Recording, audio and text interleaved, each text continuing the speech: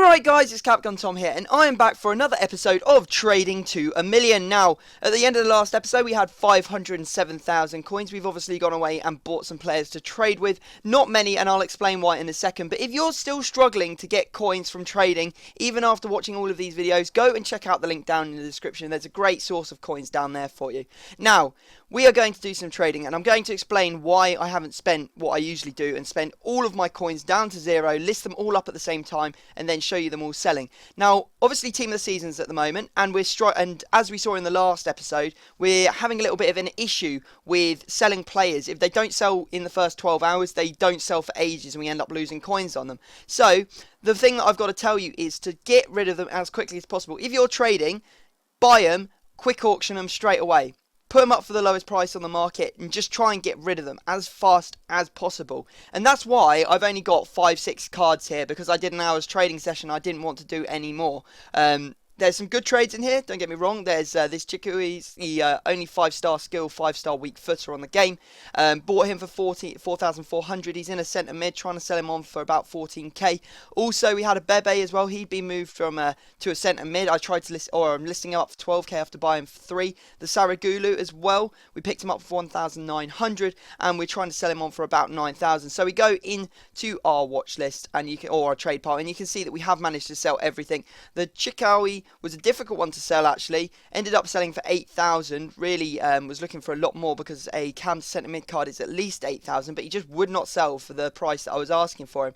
So ended up having to drop him down. The Bebe, however, he sold pretty much straight away, so that's good. Now, we've also gone away and done some more trading. You can see here that we've picked up a Holtby. He is going to be going for around the 28k after we picked him up for 23. A few silvers in here as well. This one's not a particularly good one. Picked him up for 900, trying to sell him on for 2,000, but you know, that's doubling our money on that card, so that's pretty good. Don't know why I bothered buying a current team of the week, or when I was trading, it was current team of the week. Picked him up for like 9,000, just above discard price, and trying to sell him on for 11. I guess there's no problem. If I need to discard him, it's fine. And you can see that we have managed to sell him on for 11, so we did make a tiny bit of profit, which is always good to see.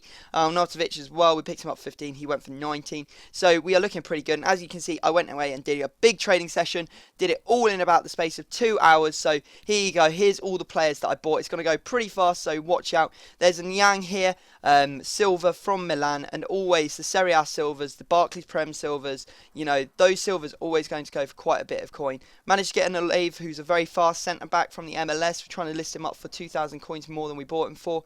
And you see here, there's some more BPL silvers in the form of Klein and Tetty, both in the 451, you'll notice, and that's because they were both being sold by the same seller. Someone listed up their entire 451 BPL team, and those are the ones that I managed to get. There's also a Basong, not sure if it came from the same guy, but it may have done. Yeah, you see there that there's another 451 there. So we are making quite a bit of profit off these silver players. The silver players are quite good to trade with at the moment if you're struggling.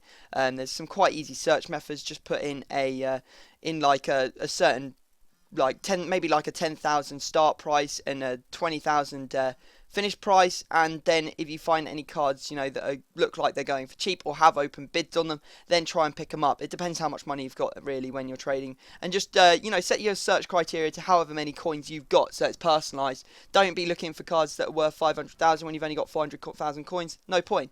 Anyway, the biggest trade of this session was this Vincent company. We picked him up for 255, trying to sell him straight away for 295,000 coins. Now that's quite a lot. That'll be about 30k minus the 15k, roughly 15k tax, so we'll be making about 15k profit on him. However, I had a big problem selling him. I did eventually sell him, and it's quite funny, because while I was selling him, it took me about 3 days to sell that company. I continually listed him up for the lowest price, and he didn't sell. I even saw at one point a bin of 250,000 coins on that on a company, and no one bought him. It just expired. I was like, oh my god, I'm going to lose so much money here. Anyway, about an hour ago, or maybe 2 hours ago before I filmed this, I saw the lowest buy now on the market of a company was 335,000 coins. I was like, hell yes, I'm putting this up for 300,000, undercutting everyone by 35 600,000 coins. And if someone comes along and has a look at what they think the price of a company might be, they'll see mine and they'll be like, holy shite, that's a deal. When actually it's really not, because they're not selling for that. It's just at that time there wasn't very many on the market. So I put him up, and lo and behold, he managed to sell, which was really, really lucky. Now we have managed to break the 600,000 mark. We just fell short of hitting 100,000 coins made in this episode. You can see that if we'd hit 5,000 more profit, we would have definitely hit that 100,000 mark. But we are now over 600,000. Only 400,000 to go until we finish the series. We should be able to do that in maybe 4 or 5 episodes. Let's hope to get to the end before episode 20. That's how long it took me to do a million coins in my very first Making a Million series on FIFA 12. So let's see if we can beat that. If you could drop this video a like, that would be unbelievable. But other than that, I'm going to have to leave it there, and I will see you all next time.